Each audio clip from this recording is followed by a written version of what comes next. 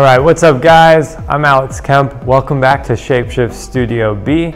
And for today's studio quick tip, we're gonna be going over how to use standard reflectors on lights and combine them with grids to help control the spread of light that comes out of them. Okay, so I have an LED monolight set up right now, and as you can tell, it's extremely bright, just kind of flaring all over.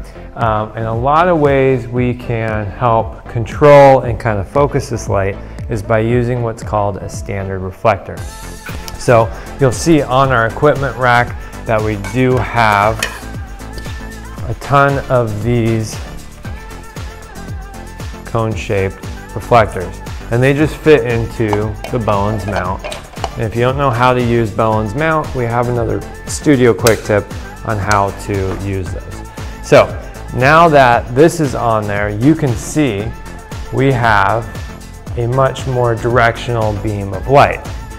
So you can see on the background, it's still really wide, but it is a little bit more directional. It's not spreading and kind of creating all this haze on the camera here at least. We can control this even further by using grids. And we have grids over in the small basket here. And the grids come in various degrees. And the various degrees are just going to control the light spread even more. You can see the finest here is very fine. You can barely see through it. So we'll just go in the middle here. We'll go with let's go with a 30 degree. So you can see that, and they do have the degrees here on the tag. Okay, so this is going to go into the reflector just like this. You can see there's a little spring here to keep it in place, and you want the tag to be facing out, not into the reflector. That'll help you get it out later. Just like that.